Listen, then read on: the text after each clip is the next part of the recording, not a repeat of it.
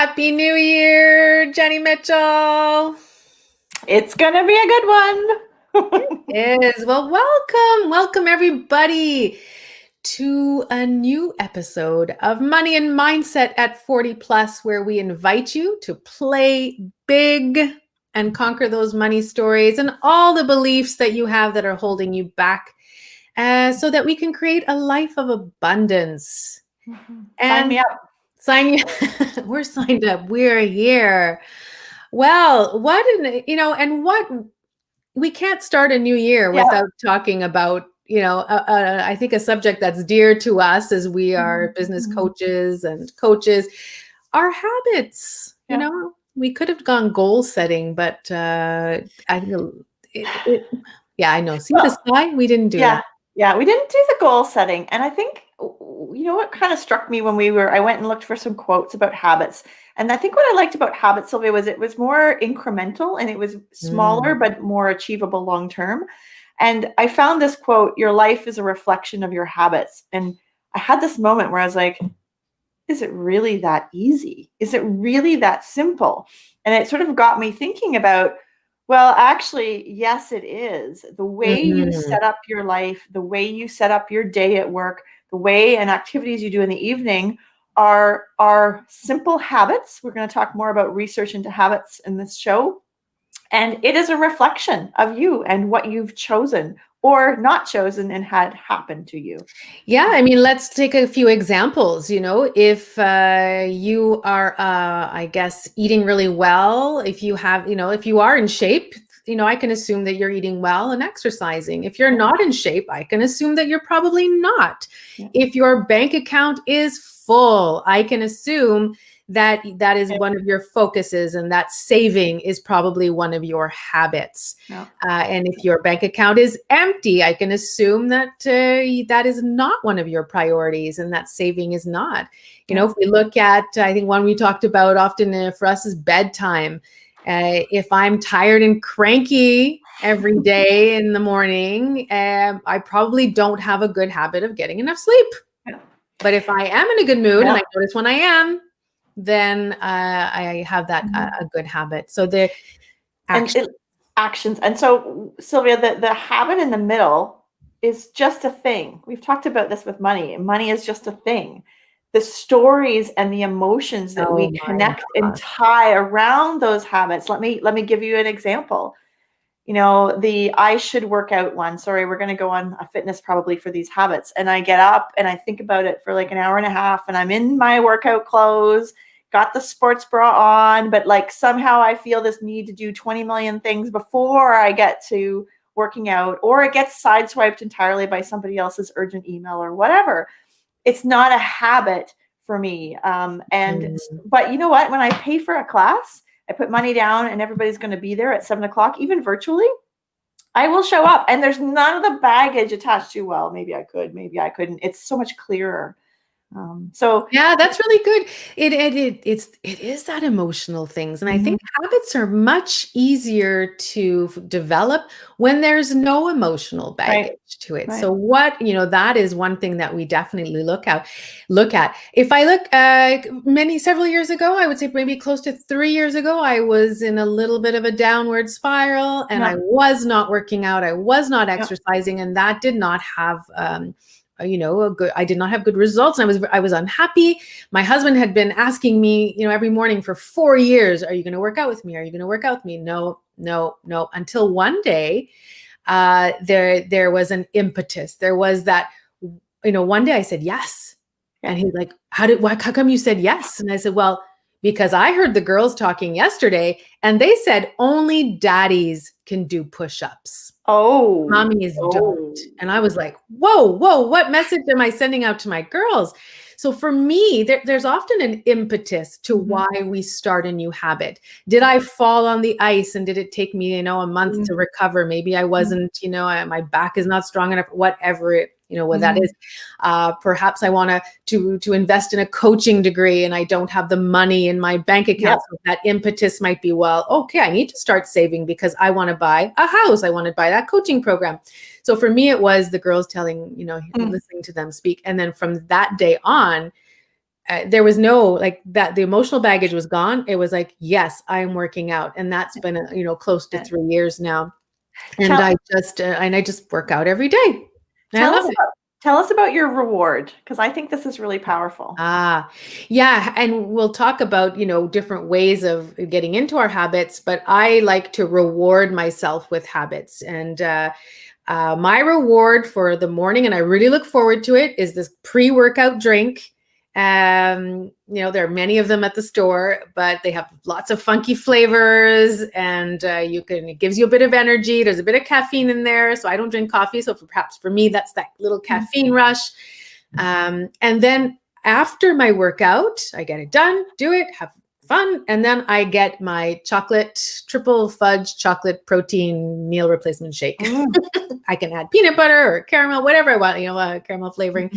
But that for me, that's my reward. Right. Yeah. Do you reward yourself? Like, it's funny. I hadn't thought of it that way. So I'm with you on the impetus, and I'm with you on the reward. For the impetus, I can think of, so for a long time, I've been saying I need to do something about my skin. And I consciously remember thinking, I don't want to add any more wrinkles to my life. And so the new habit that I have been creating for myself is I don't drink enough water. So every morning before I have my first cup of coffee, I've added in a glass of water. But you're right, Sylvia, it's hooked to good skin. Wanting to have good skin, which I know needs hydration, because I wouldn't drink the water otherwise if it was just a random thing. And then the reward, I can think of that too as an example of, for me, working out, the reward is the shower. I just love that shower at the end. It's the best. Yeah, and I can imagine for you too, working out will allow you to play better tennis, because you are a tennis player. And for you, that strength coming up to the summer, if you are not in shape, it doesn't allow you. So that reward is getting out on the tennis courts as well. So what is your reward? Is this resonating with people? What are your habits? And we didn't want to talk about goals, but I think habits, that's doable. Yeah. Is it doable? Like people might be thinking, no, habits are, and I think if you're saying no, and there's resistance there, there's emotional baggage around the habit you want to change. Right. Another quick example of habits, having this habit around the dishes and grumbling around the kitchen, doing the dishes. One of the things that shifted for me around mindset around that was I shifted it to being podcast time. It's a time that I listen to my podcast, and that's a reward. And I actually look forward to it, Sylvia. Like, I don't look forward to the dishes, but it doesn't have the same emotional baggage to it that it did before around, because now I can listen to a podcast and learn something and connect with some people. And actually really, ideas are one of the things that fuel my fire and get me thinking. So I go for my walks, right? I go for long walks. Some of my workouts, they're walks, and then they're an hour and a half. And I listen to my Brene Brown podcast, my Jim Fortin podcast, all of the different podcasts. And I really like it. The kids, and they're like, Mommy, can I come with you today? And I'm like, if you come, I can't listen to my podcast. But I have a balance there. They can come once in a while. Tell me about this, what did we call it? The anchoring of habits and habit stacking. Habit stacking, yeah. If you want a good book on, how to create good habits, Atomic Habits is a great one that came out recently. And it talks about habit stacking. And let's take the workout example. If you're going to work out, and you're going to work out in the morning, put your clothes out at night. So I go to bed, before I go in my bed, I put out my clothes, so that when I get up the stacking is, I'm getting ready for bed, I put out my clothes, I go to sleep, I get up. So we're stacking them. I put on those clothes, right? I mean, you have to do the action. So it's stacking them like that, right? We could look at, you were talking about an example for work. Right. When we do certain things. So what do you do? And you stack your habits in the morning, your work habits. I have met some interesting, so I've been asking this question for a while and collecting data, you might say, Sylvia. And I have a couple of folks in one of my consultant masterminds that have a sequence of habits that they begin every morning with. And it's actually written out. It's A, it's check the weather. B, it's do 2 minutes of mindfulness. C, it's this. D, it's that. E. By the way, none of these have check email in them. Just wanted to say. Uh, And it was funny because one of the other folks on the call was saying she knows that if she picks up her phone in her bed before she starts her day, she ends up stuck on her phone in bed replying to emails on that little tiny probably screen. for an hour. Yeah. Yeah. And it's not efficient because it's so much slower on your phone, and it merely creates this whole chaos pattern right away. So taking a look at how you're starting your day, I think, is a really important habit. I know I'm a pleaser, so I love to go into my email and see all the people that need me today. They all need me, right? And I have made a habit of thinking about the next day, the day before. I'm a big believer in planners, not from like a granular, I do have to-do lists, but more from a big picture. You and I we can use the example of, we've been exploring the idea of play big as our new language for 2021. And you and I have been bantering this back and forth and back and forth. For months now. And for some reason, well, I know why, because we wanted to launch the podcast, which is coming, people listening. And so I said, we need to get a trademark lawyer. We need to talk to somebody. Well, I got the appointment for tomorrow, actually. And it was so funny how the emotional baggage around that decision was affecting the actions and the habits that needed to happen. Yeah, because we could have done that months ago when we first started doing, like, let's just look into this. Whenever there's a trigger that comes up, let's just, okay, well, what action do I need to take? So yeah, talking about stacking, it's like, okay, after I'm going to do this, and after I do this, I will do X, Y, Z. So one of mine is also water drinking. Drinking more water. I don't drink enough. And I said, okay, every time I go to the bathroom, there's a cup there. I'll wash my hands and take a cup of water. Well, Jenny, that you have to be careful when you stack your habits, because that habit of drinking water after I go to the bathroom, well, I'm just in the bathroom quite a few times in the day. So I thought that was a funny one. I have kept it up, however. And Colleen and Stacey have written in, hello, lovely ladies. So nice to see you. And I set a goal of minimum 10,000 steps a day. Good for you, Colleen. That's really great. I have my Fitbit here, and it's not charged and in my drawer, but then I can treat myself to a puzzle time at night. So I'm assuming then that you go for a walk if you haven't reached your steps, right? And then Stacey, hello, happy New Year. Yeah, I heard a saying once, 21 days forms a habit, 90 days forms a lifestyle. Now, Jenny, you thought you were going to come on and you're going to debunk that 21 days. I'm debunking this. I did research for our setup, and because I wanted to kind of be able to bring some data to you guys. And there's some research. Duke University has done some research on mice and habits around mice and food and triggers. And one interesting thing is that 40% of what we do in a day is a habit. In other words, we don't actually consciously think about it. So when we get up and we grab the coffee, or we get up and we reach for the bagel, the phone, all those kind of activities that we do, those are taking the dog for a walk. Once it's a habit, you don't think about it. So we think we have a lot of control out of our lives and we're choosing things, but actually what we're doing is what we did yesterday. Right? That's what we're doing. And so if we want a different tomorrow, we need to change the activities that we're into. And so the 21 days was kind of this average that the researchers came up with, but it's actually not based in science, which I think is very interesting. It's more about tying the cue, right? So that we talked about the impetus or the motivation. Why? Keeping it top of mind. So I would think that habits that are successful are visually placed somewhere that you can see them. And then really hooking on to the reward, and the reward being that great shower for me, the reward of feeling really good, sleeping well at night for exercise, the reward of accomplishing your goals, right? We often get stuck on the to-do list, using a work example, rather than those strategic goals. So sometimes the act of putting the strategic goals, the big picture stuff, further up on your calendar or your planner, or making those a priority in the morning. I use the phrase eat the frog, if you haven't heard about it. It's the idea of tackling the tough thing first thing in the morning, because it gives you this wonderful flow into the rest of the day. And one more, Sylvia, I got to give you one more. Energy. I don't think we can discount the power of energy during our day. So I am becoming more aware of energy management rather than time management.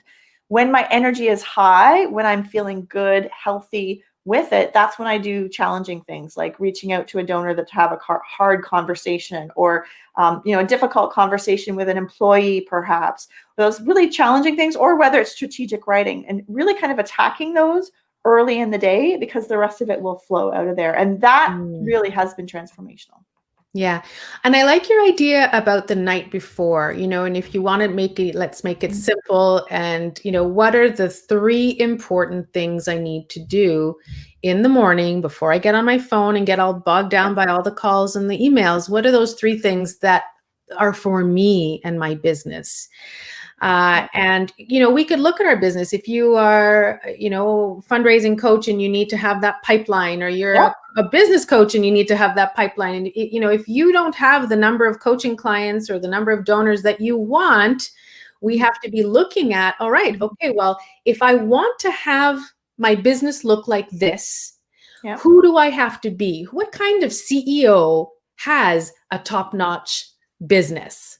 And what actions are they taking? Actions are habits. What actions are they taking? What habits do they have to have that to be that CEO and have that great business? And that doesn't have to be a multi-million-dollar business, but a successful CEO of a small business or the same business or a larger business, they do have strategic habits. Do they surf YouTube all day long? I will say no, right? I know, because when I'm reaching out to them to ask for a gift, they don't reply to my email right away.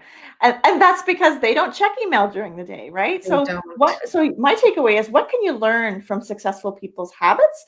And I want to pick up what Stacey's saying here. Stacey Shuega, she says, I seem coming in at this time of, if we want to change our tomorrow, which is what we're talking about with our habits, then we have to make sure that our today looks different than our yesterday.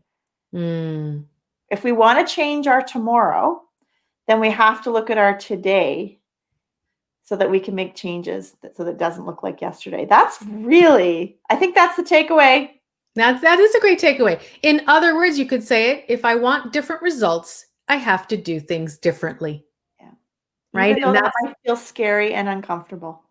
Yeah, and I think we just have to move through that, right? And we're not talking about, I think, coming into this, and there's always one thing I think that boggles our mind, or that keeps us not moving forward. It could be health, it could be relationships. We didn't talk about relationships, but if you have really rocky relationships, that is a sign that perhaps we don't have the right habits in place to have, relationships that flow. How am I showing up in these relationships?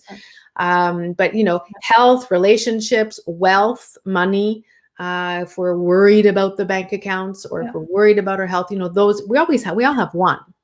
So Sylvia, should everybody on the call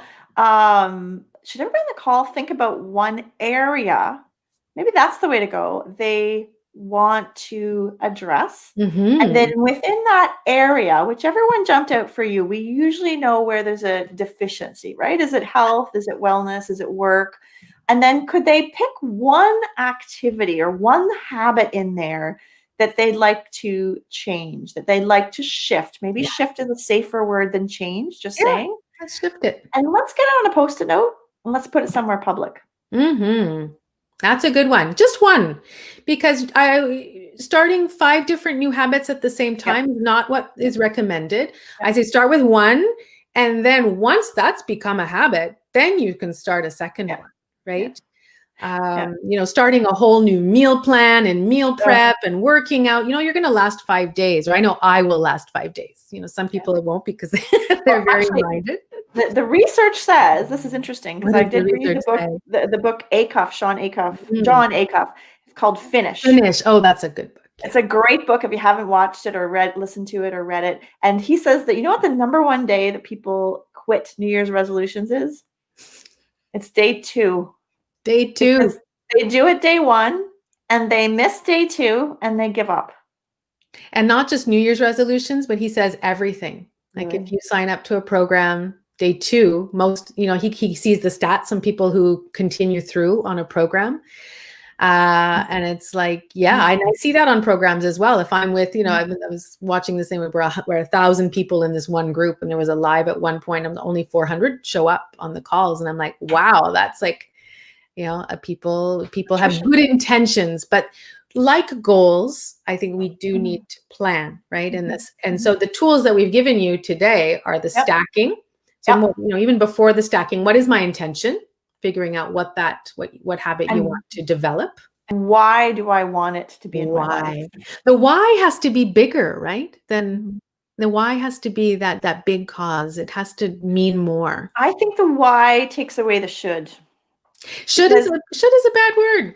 It doesn't work, right? I should drink more water. Yeah, I should drink more water. Yeah, I should do a lot of things. But if I say I want to drink more water so I'll have better skin, wow. Okay. Yes. Yeah. No, that's great. That's great. So knowing the intention, the why, the deciding what it is, and then the habit stacking. Yeah. And we had one more, did we not? The reward. The reward. That's my favorite one. How can we forget the reward? My chocolate shake. My husband said to me the other day, I'm going cross-country skiing so I can drink wine tonight. Yeah.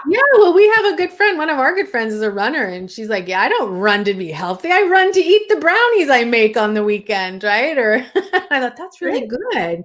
No wonder. I mean, she gets more to it than that, but the reward for her, the reward is the sweets that she likes to eat. Yeah. So decide what that is. I'd love, if you want to share in the comments. Did you choose what area of your life you want to work on? Yeah. Love to hear that. Stacy makes a comment here. Should has little weight. Yeah. What you truly want and why is where it is at to achieve your goals. Amen, Stacy. That's beautiful. Yeah. Yes, and that's so true. Yeah. Where are you? I mean, you mentioned water. Is there somewhere else or is that what you're working on now? Water's a big one for me because it's not a natural habit for me. I feel like I've made some strides in my wellness. I would say that work is the place that I'm always trying to refine. I would say that my habit that I'm looking to form is more delegating, Sylvia, actually. So I have a wonderful person that I work with that's ready to take on more work. And so the habit I want to set up is delegating work to her and feeling confident. So again, the emotion around it is, what if it's not the way I do it? What if all that wonderful stuff comes in? No, let's use it as a test case. Let's delegate and have her find her stride and do it her way so that it can free me up on other big frog activities, which I have planned for 2020. And that's a big one. When we let go of that control, what you will notice is that when you let go of that control, your business can skyrocket after that, right? Because then you're doing only the things that you want to be doing, and she's doing what she wants to be doing, and the two of you can just take this. So the habit holding you back from something else is actually something I'm taking away from this. So which habits, for those of you on the call, are holding you back from greatness? Moving forward. I am going to share, my habits are going to be the 3 important things in the morning before I do anything else. I believe I've incorporated one of them, which is some journaling. That I want to be doing. That's important for me to set out my day, but then working on my business. So I'm sharing that with you. That's great. We'll hold you accountable, right? Keep me accountable for that. Yes. That's right. Well, thank you so much. We've got some exciting things happening in this first quarter of the year. Jenny, did you want to share? I am happy to share. So we are busy transitioning, as you've heard about. Well, I guess I would say it's an ad. We're going to be on YouTube still, but we are going to be adding a podcast platform probably early February. And attached to that, we are delighted to announce a Play Big Day. So how would you guys like to spend 2 hours with us playing big? More details to follow, but prepare to aim high, imagine the impossible, and make your dreams and your visions come true. So more information coming up about that. We'll be talking more. Exciting. Yeah, in the coming week. We're planning that for beginning of February. So very exciting. I can't wait for the podcast. I mean, we are still going live here, and these episodes will just be moved to podcast if you want to download them and can't come on live for all those that are listening. So we're super excited. And let's see, we've got some before we comments. Yeah, before we hang up. Yeah, Stacy, admin work is holding me back from making calls. Of course, it's easy. What we do the easy stuff first, right? So the admin work is pretty easy. Nice, we can do that almost blindfolded. Yeah. And then rather than ask for money for donors, of course, yes. Yeah. And well, thank you. Yeah, play big. Play big. Good. So next week we're talking. Next week, yeah, we're talking about male and female energy in the world. And this one is fascinating, guys. I really hope you can join us. It's not so much, it's more like male and female stereotypes of energy, just to be clear. Yeah. And we actually both have those energies in our bodies. I can speak personally that at different times of my life, different parts of those energies have shown up. And I think it's a great idea to tune in to see how you can see it in other people showing up, how to react to it. I mean, also how you can leverage it for success. Yeah, definitely. I like this. Well, that's wonderful. Join us next week. We're always on live here at Thursdays at 12 p.m. If you want to reach out to Jenny and need her help with anything, javender.com. If you would like to talk with me, if you need help in your business, sovibrant.com. And thank you for joining us on this first episode, and we'll be back next week. Happy New Year, everybody. Glad to have you. All right, bye. Bye.